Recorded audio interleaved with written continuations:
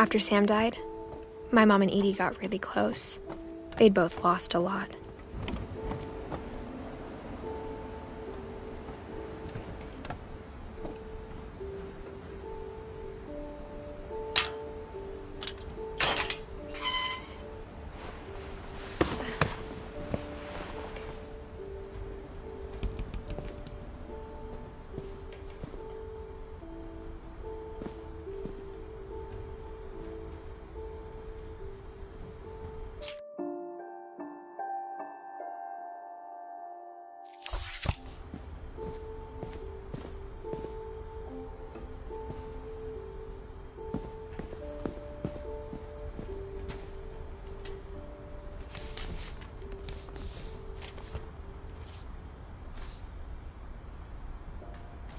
Dear Kay, do you remember the way Gregory used to laugh when he thought he was alone?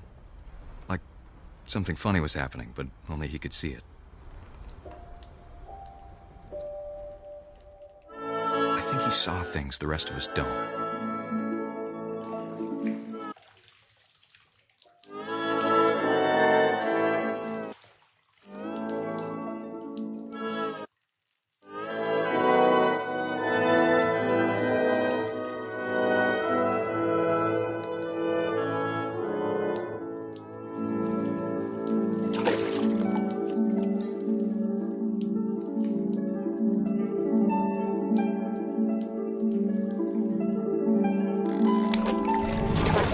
Gregory, it's time to... Hold on, sweetie. Hello? Sam, I told you I don't want to talk right I wonder what he saw. What his world was like.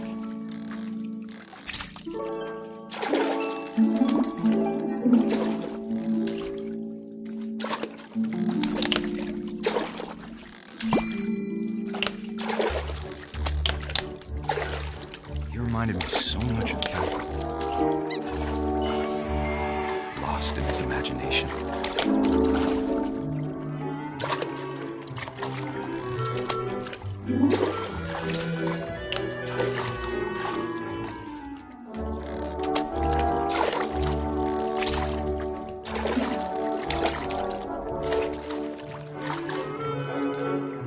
Whatever it was, he saw.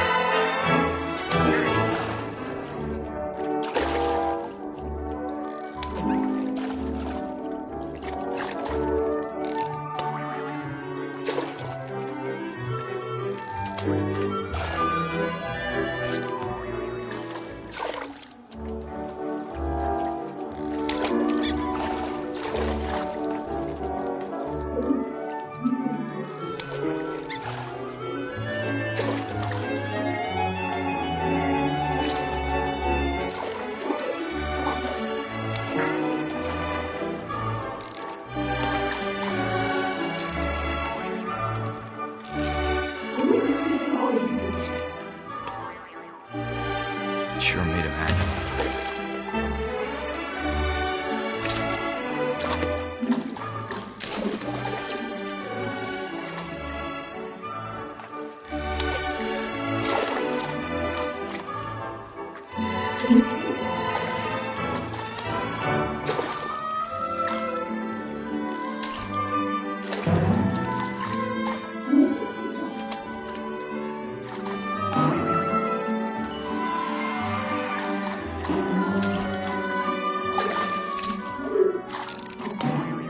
I know how silly it sounds.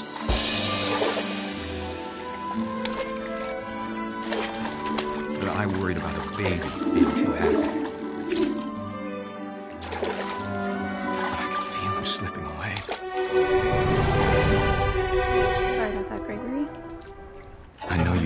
everything you could. Maybe if I hadn't called that night. Damn it. Hold on, I don't want Gregory to hear this.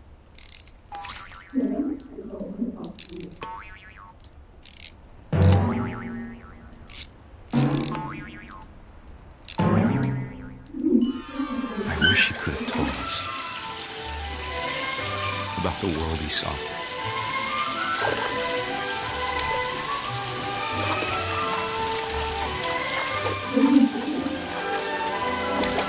There's so much I don't understand about Gregory, about everything.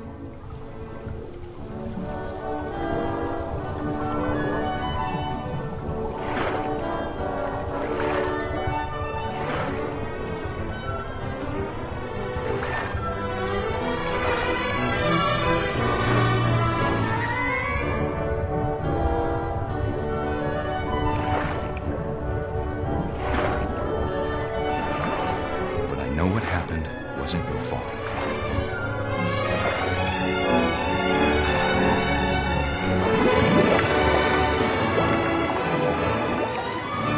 I'm sure he's happy. And he'd want you to be happy too. Good luck, Kay. Love, Sam.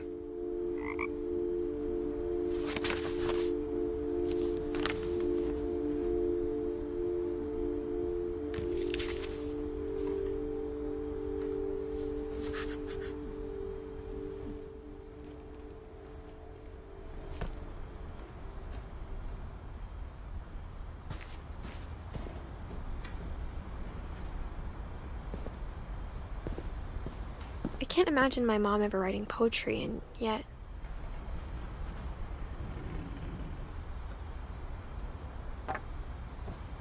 A poem for Gus, who always said the wedding was a bad idea. Our father never hit us kids, at least not very hard, before the day my brother said with teenage disregard that he'd be dead before he'd see a wedding in our yard.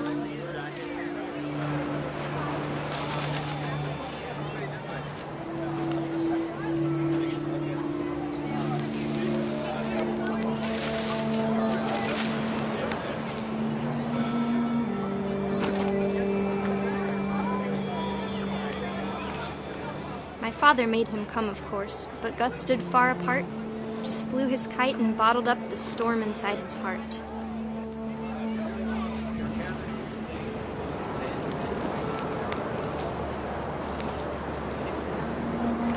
I tried to talk him out of it, but though he'd never met her, "We don't need a stepmom," were the words that I now pronounce you husband and wife. You may kiss the bride.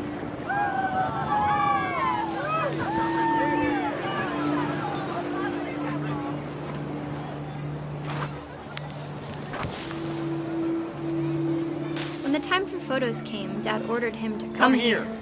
But Gus declined and as a sign held up his middle finger.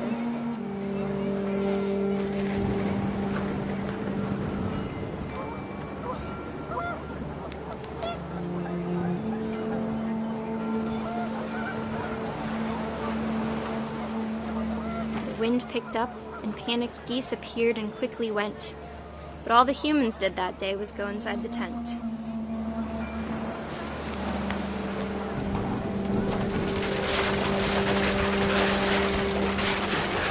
The rain came down in buckets then, but no one seemed afraid that nature might destroy the tent our dad had crudely made.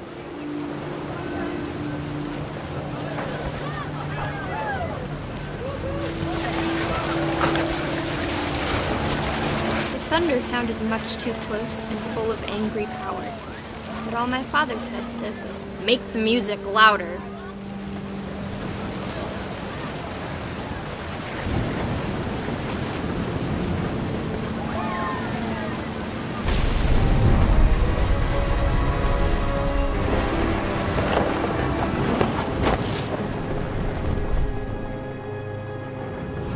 I wish that I could truly say I thought about you on that day. Out there on the beach alone, just you, the wind, the sea, and foam. But I didn't. Until we found you.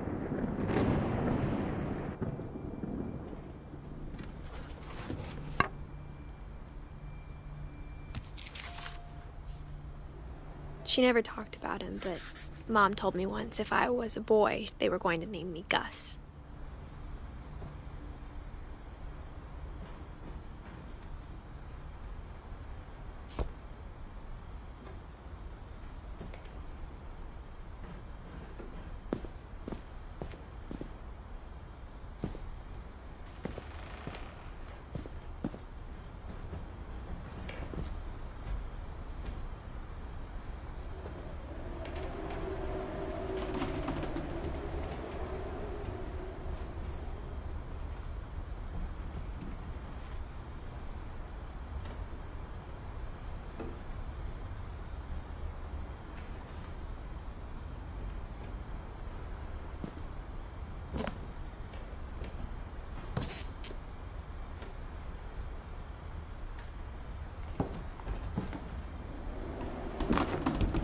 My mom moved up to the loft after her brothers died.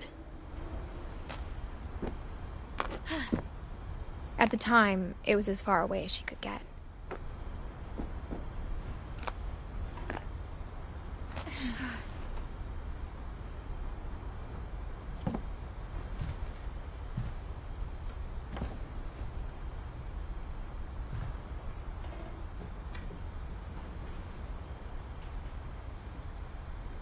She spent a summer building houses in Calcutta, where she met my dad, Sanjay.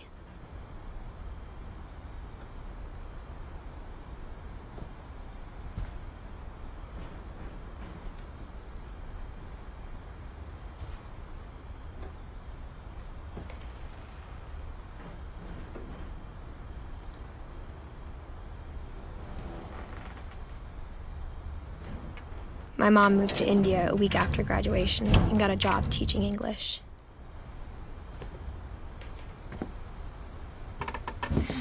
Louis was born a year later.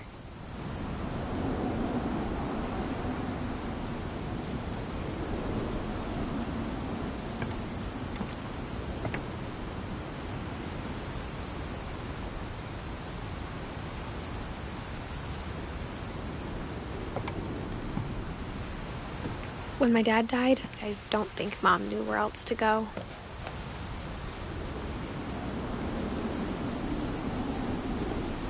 I'm sure Edie was happy to have her back. And to see kids in the house again.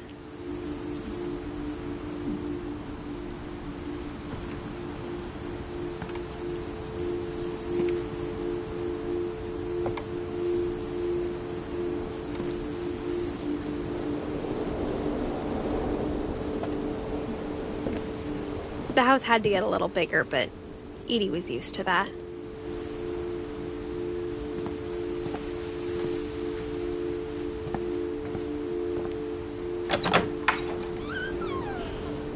And for a while, things were good. Almost normal.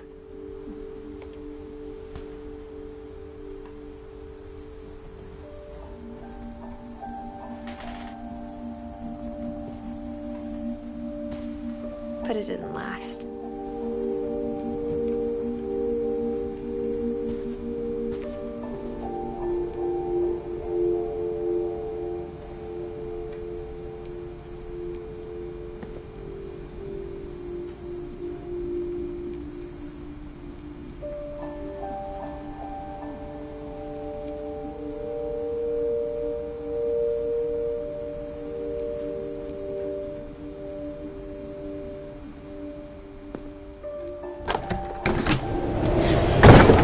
The beginning of the end was Milton's 10th birthday, when Edie gave him a castle.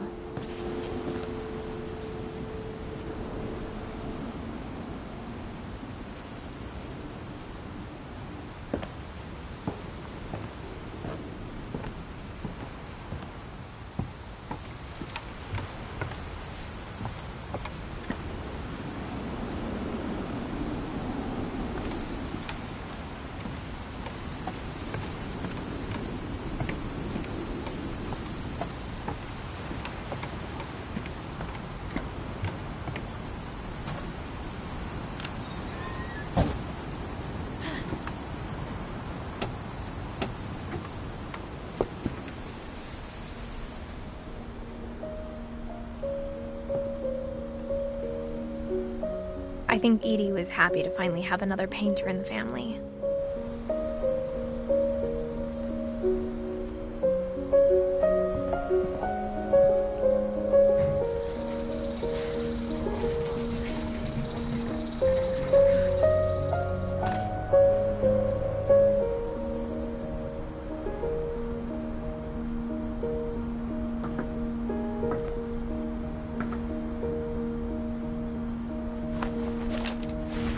Milton Finch in The Magic Paintbrush.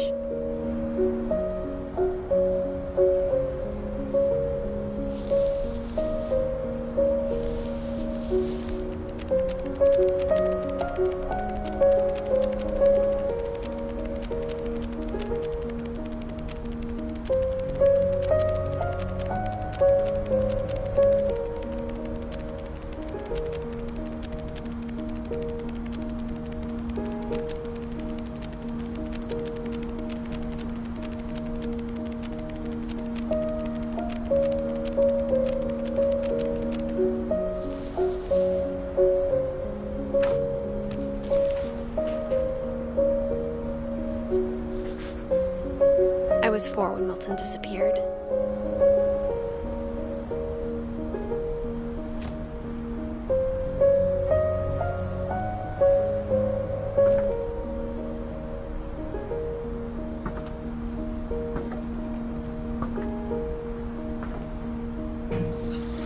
Mom spent months searching for my brother.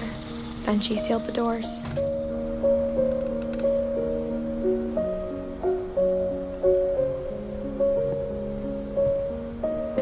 Whatever Milton had found in the house, Mom didn't want it getting out.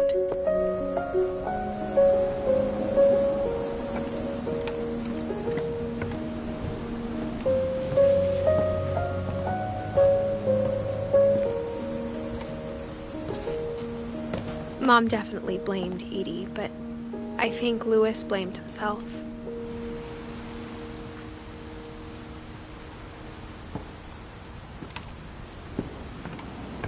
After he graduated, he just spent more and more time in his room, until Mom got him a job at the cannery.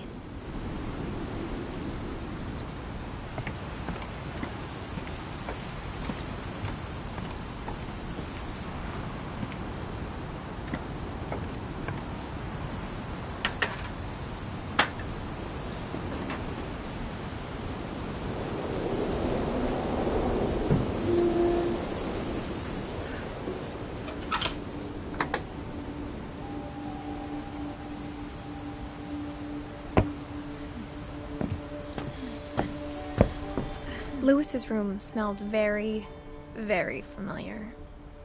That part of him lived on.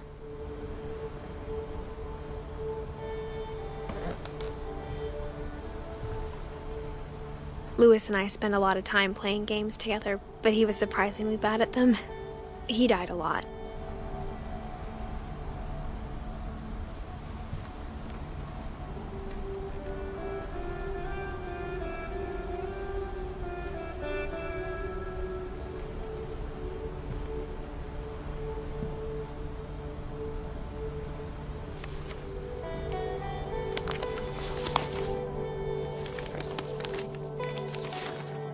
Dear Mrs. Finch, as Louis's psychiatrist explanation, as I see it, the trouble began in January, shortly after we convinced your son to seek treatment for substance abuse. Newly sober, I believe Louis first noticed the monotony of his daily life.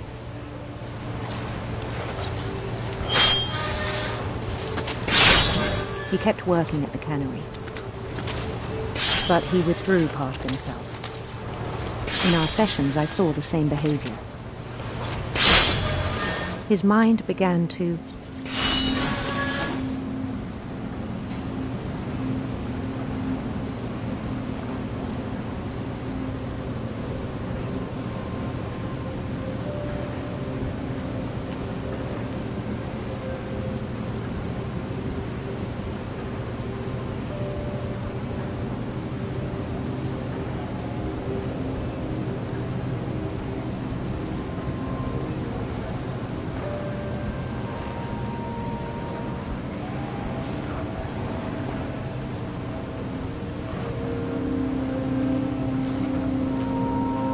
wander.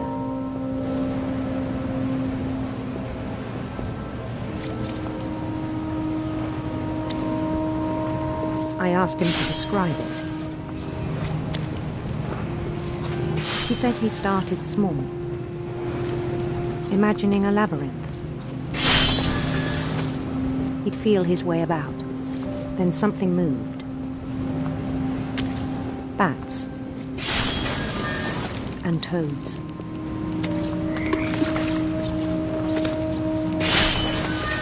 And things that have not names.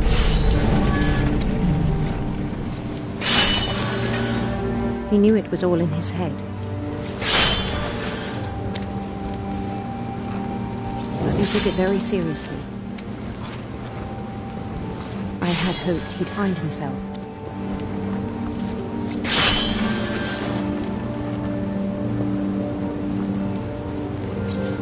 But he found something more.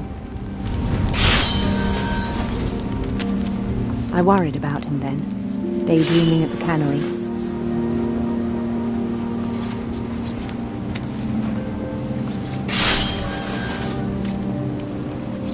I spoke with his boss. But he said Lewis had become a model employee. Methodical, tireless, focused.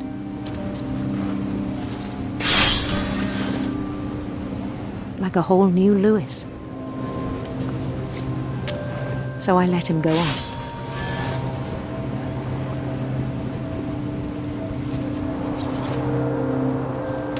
I even encouraged him. It seemed very promising at first. He told me he'd made a new friend.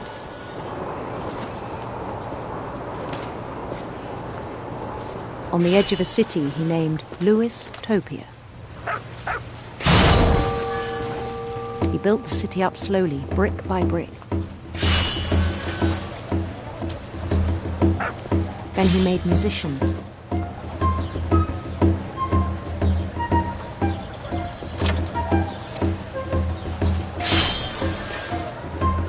And songs for them to play. He talked about starting a band. And he was always humming something. Every day his imagination grew stronger. He no longer spoke at the cannery. But his chopping was as reliable as ever. Then one day it struck him that all the cheering crowds, even the stones under his feet, were all in his imagination. So he could do whatever he wished.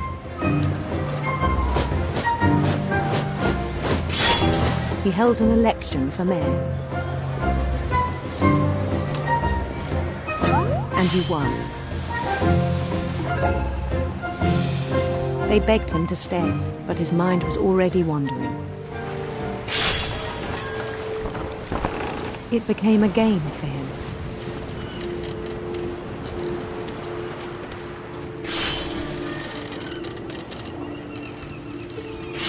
He'd conquer a city, then immediately push on. New Louisville.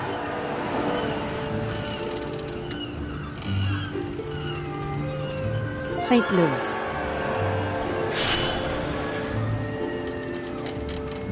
He started drifting away from our reality.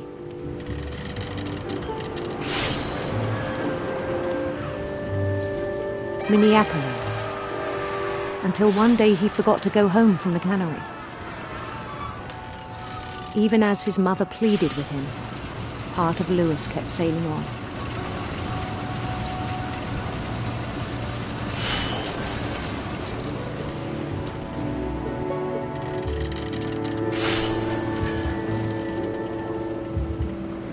In Lewisburg, he heard rumors of a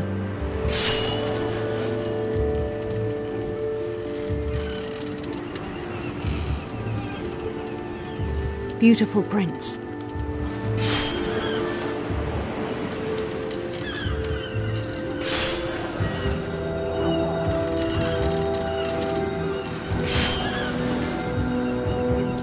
prince was on his own quest for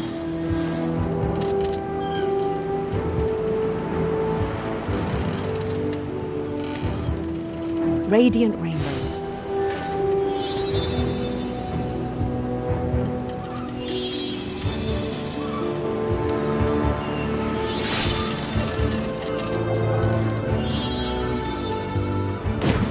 He followed the sound of his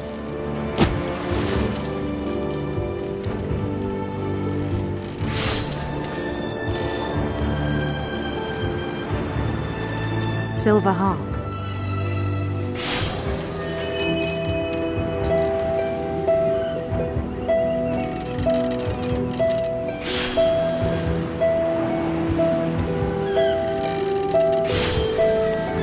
His chase led him to a golden palace east of the sun and west of the moon. Even then, his logic remained sound.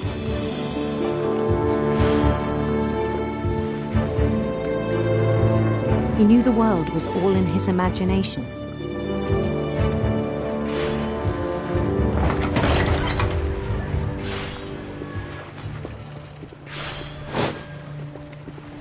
But he was so proud of having created it.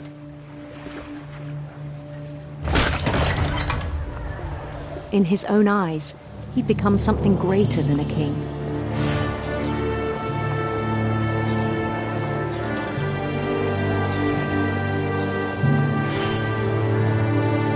For someone who'd never known success in the real world, I think it was overwhelming.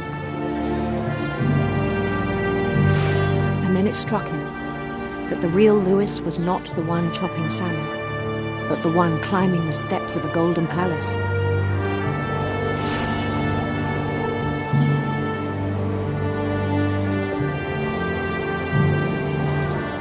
My imagination is as real as my body, he told me. It was hard to argue with him.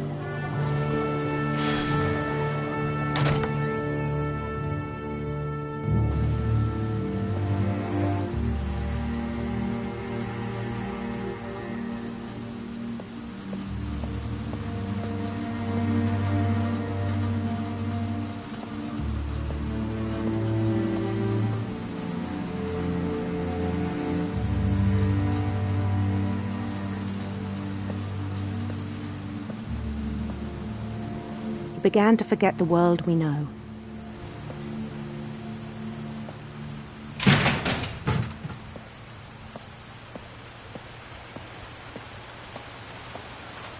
I think it pained him to remember Lewis, the cannery worker.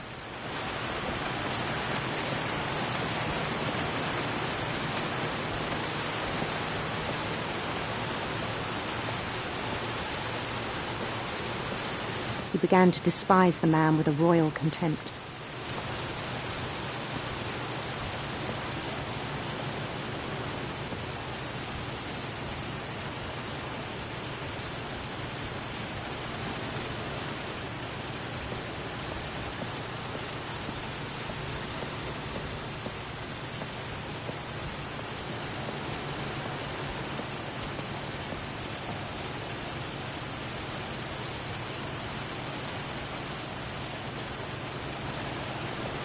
I still thought I could save him. Even after he said he was being crowned king over all the lands of wonder. The palace would be packed with his companions.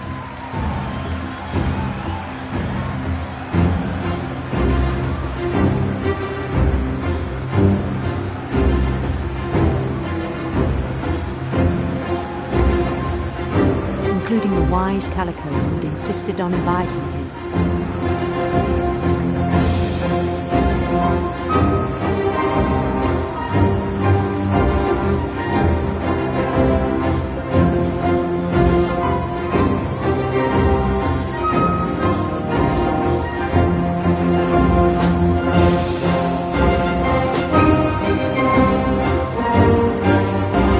His prince waited, holding his crown.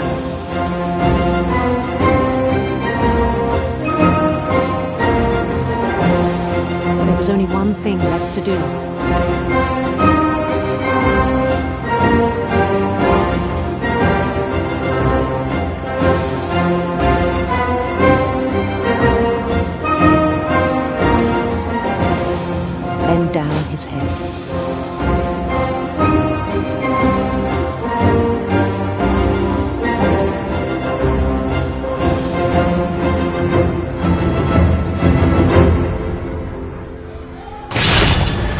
rest I think you know. Mrs. Finch, your son was a kind man who will be missed by all of us who knew him.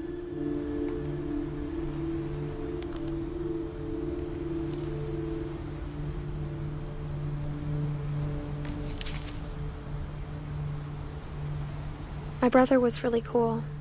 I wish you could have met him.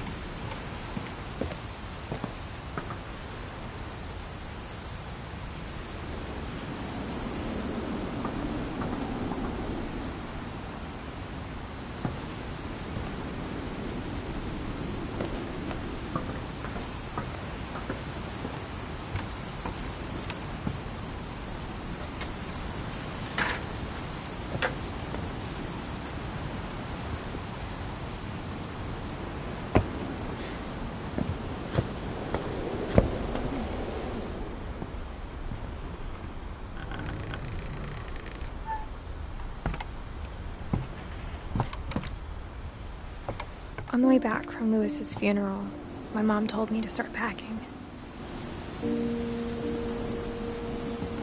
She waited until the day before we left to tell Edie.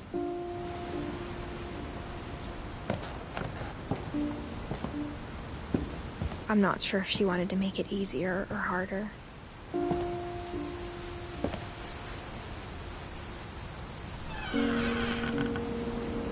I wish we'd stayed.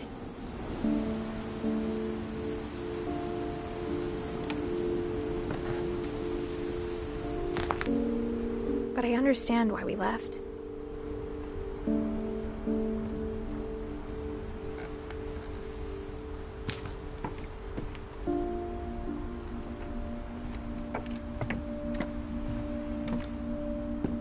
My mom ended up leaving everything behind.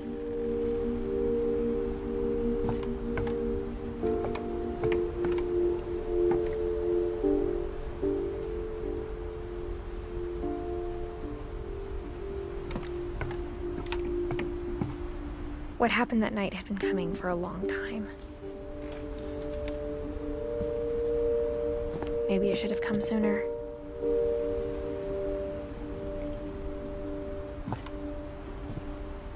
But it had to end one way or another.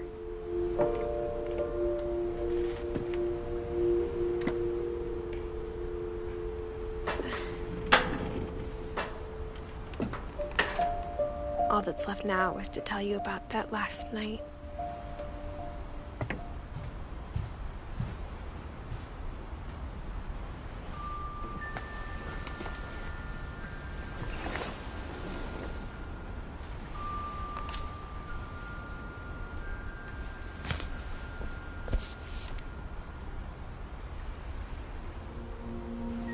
That whole last day, Edie just watched us pack and didn't say a word. Until supper, when she raised her glass and said, "To our final night together, and all our final nights apart." Grandma, you know what I said about alcohol. Some of your medications are very Edith, specific. I left a present for you in the hallway. Why don't you go open it? The grown-ups have to argue now. I'm sorry, you're right. We're all leaving tomorrow. Let's just enjoy our last... I'm not leaving. Edith, you're excused.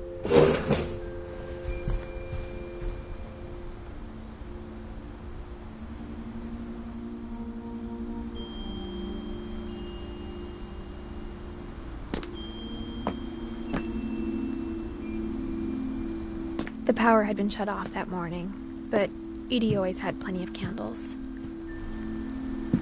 When my mom sealed the library, I don't think she knew about the other entrance. or that Edie had a key to it.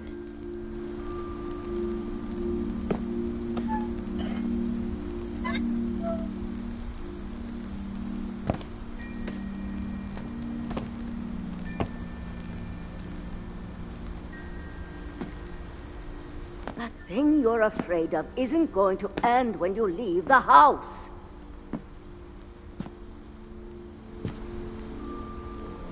Edith has a right to know these stories. My children are dead because of your stories.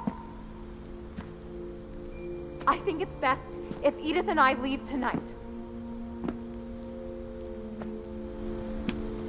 We'll have the nursing home send a van for you in the morning, okay?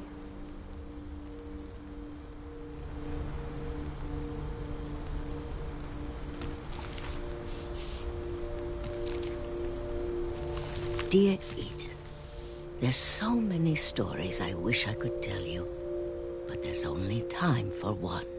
This is about what happened on the night you were born. That night, the tide went way, way out. It was the first and last time I ever saw the old house aground. There'd been an earthquake out in the middle of the ocean. They called it the lowest tide in 1,000 years. God, it smelled awful. You know, I've seen that house every day of my life.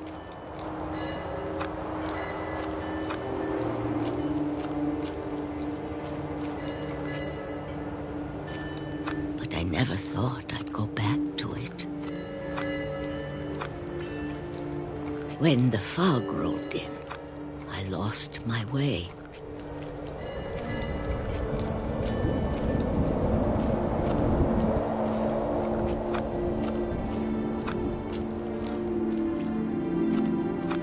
I got turned around.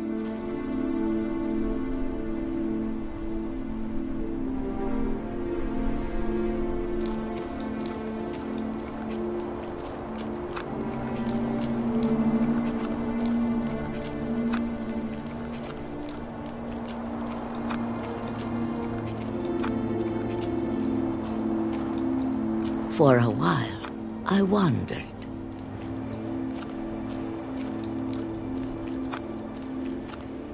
I started seeing things.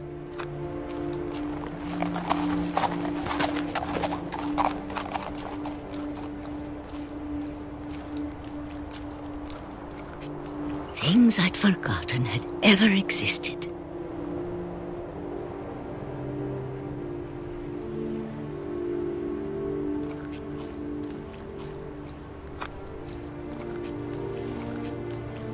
But when I saw them, they felt like old friends.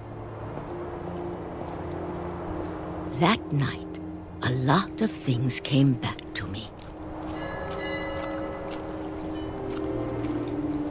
Or maybe I came back to them.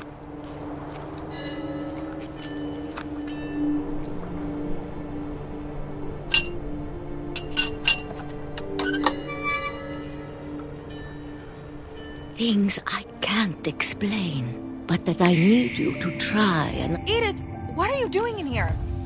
It's mine. Edith! Mom, you're gonna rip it! Let go! I kicked and screamed, but Mom dragged me to the car.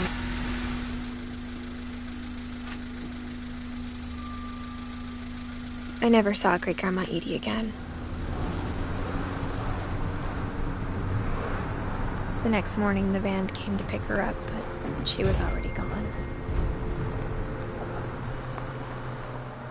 After that, we moved around a lot.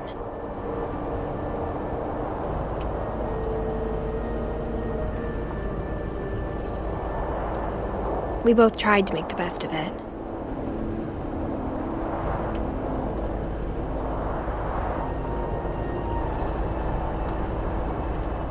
A few years went by.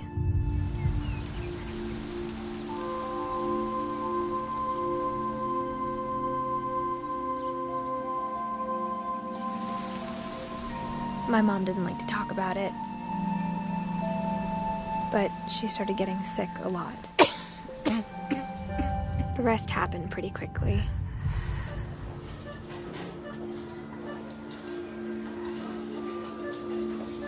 She got better for a while, and then she didn't.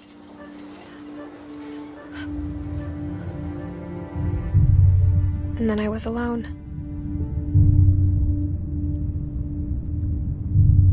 The last Finch left alive.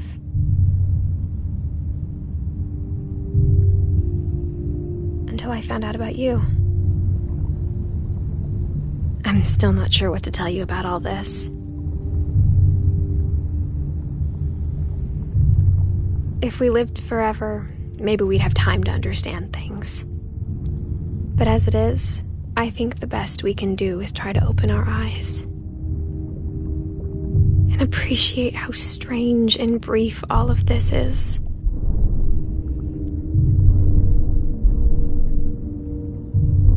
This journal was supposed to be for you. But now I hope you'll never see it. I just want to meet you.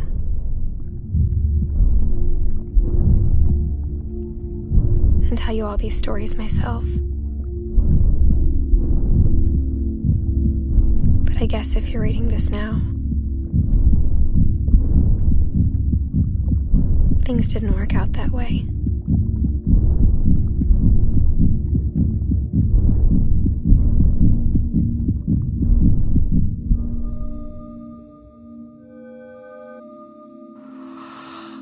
This is where your story begins. I'm sorry I won't be there to see it. It's a lot to ask, but I don't want you to be sad that I'm gone. I want you to be amazed that any of us ever had a chance to be here at all. Good luck.